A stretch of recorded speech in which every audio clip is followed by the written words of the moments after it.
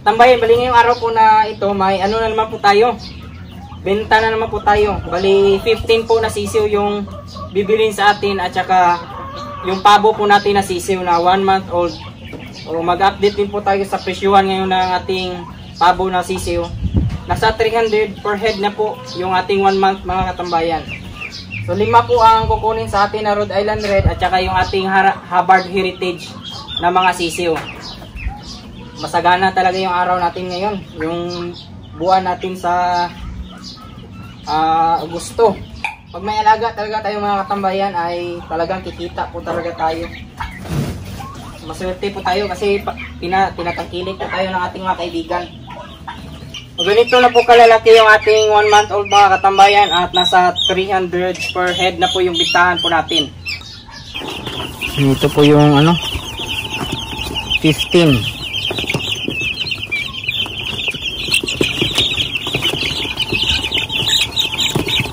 5, 6, 7, 8, 9, 10, 15 lahat.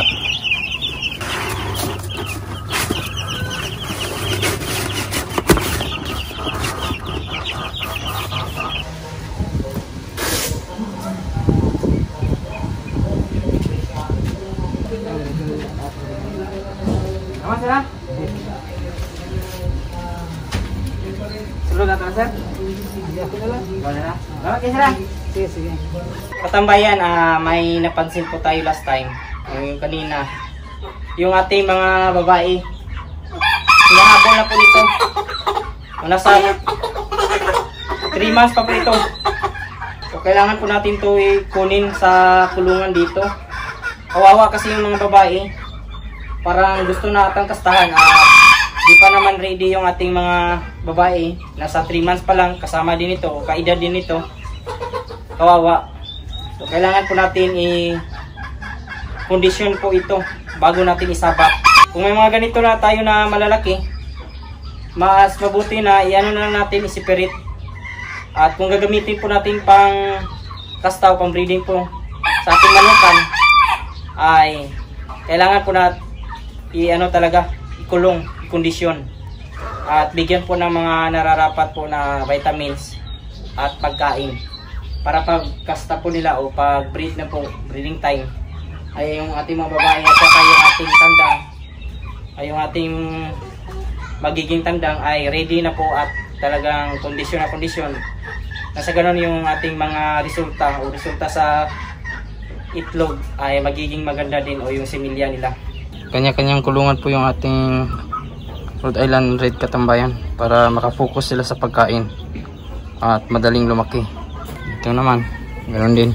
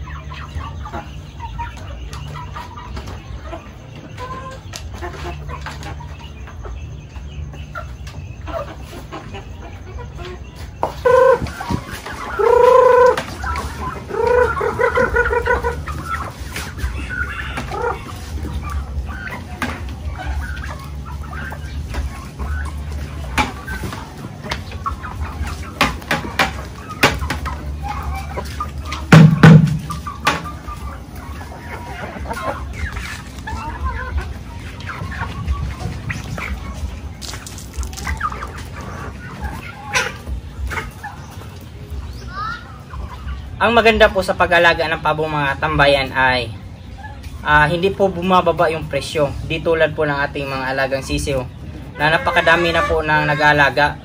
Lalong-lalo na po yung Rhode Island Red at saka yung ating Hubbard o mga Black Astolorp. Madami na pong breeder kaya bumababa yung presyo. Yung sa pabo po natin ay tumataas po. Kung nung dati po ang bintahan po natin ay nasa 250 per head ang 1 month old, ngayon naman po ay nasa 300 na. O ganun po ka okay yung pag-alaga ng pabo kasi tumataas yung presyo at kunti lang po yung nag-aalaga.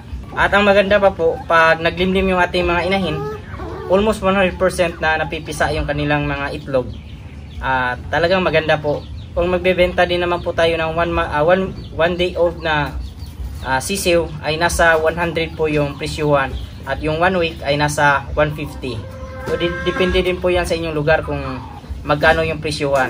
So sa amin dito ngayon, nasa 300 na po yung aking benta na sa 1 month old. So ano din po yan, depende sa inyong lugar. Pero ang mga malalaki na ngayon dito sa Jensen ay nasa 400 na po yung bintahan ang yung per kilo. Nagpapasalamat din po tayo sa ating kaibigan na si Sir Dimus na bumili po sa atin ng 15 sisiw na manok, yung ating Rhode Island Red at saka Hubbard Heritage, at yung ating pabo na sisiw na 5. So ngayong araw po na to ay nakabenta po tayo na 3,000. So sir, maraming salamat po sa pagkikilig po ng aking mga alaga. At kung sa inyong lugar ay wala pa kayo sa inyong manukan, kung wala pa kayong pabo na inalagaan, at kung kaya nyo mag-alaga, mas mabuti po mga katambayan. Hindi naman nag-away yung manok at saka pabo. O, nakita nyo naman yung ating area. Siguro nga sa umpisa ay nag-aaway sila kung malalaki na po yung ilalagay po natin sa ating manukan. Pero pag maliit pa po at nasanay sa pagsama po ng mga sisiw, ay na po, sanay na yan sila, hindi na sila mag-away. So yan yung maganda sa pag-alaga ng pabo. At yun nga mga katambayan, ang itlog din po ay pwede din nating ibenta sa halagang 50 pesos per egg yung bintahan. So napaka-okay talaga na mag-alaga ng pabo. Hindi ka talaga malulugi. Although yung ating mga alagang sisiw ay bumagsak yung presyo, pero kahit paano ay kumikita din naman po tayo. So yan lang po ngayong araw mga katambayan. At yung ating yung ating mga alagang tandang o yung magiging tandang po natin na Rhode Island Red, ang mga ganun na po kalaki ay mas mabuti na i-separate na po talaga natin. Kawawa kasi yung mga babae na nasusugatan pag pinipilit po. O yung ating lalaki kasi ay kumakasta na, parang mag-aksyon ng magkasta. So kawawa yung ating mga babae. Ayaw pa naman nila o hindi pa sila ready. So nasa 4 to 5 months o 5 months yung sakto talaga na edad sa pag-breeding po ng ating mga Rhode Island Red na mga babae. Yan lang po ngayong araw mga katambayan, at salamat po sa mga nanood po na ating mga previous videos. Mga bago po nating subscribers, maraming salamat po. Welcome po sa aking channel. Kung kayo lang po ay napadaan ngayon sa aking channel, sana po ay consider nyo po na mag-subscribe. Napakalaking tulong po yan. Kung may mga katanungan naman po kayo, ilagay lang sa comment section at ating sasagutin. At huwag kalimutan na i-click yung notification bell para sa mga susunod na videos. At bago muna tayo magpaalam, shoutout muna natin yung ating mga kaibigan dyan na si Rhodes TV from Hong Kong, Avilo Lourdes and Jim Avilo Oliva from La Union, Nilson Lorete from Coronadal, Butchok Fishing PH Channel from Cagayan de Oro. At sa mga hindi ko naman po na shoutout, i-shoutout ko lang kayo sa susunod. Maraming salamat, God bless at ingat po kayo palagi.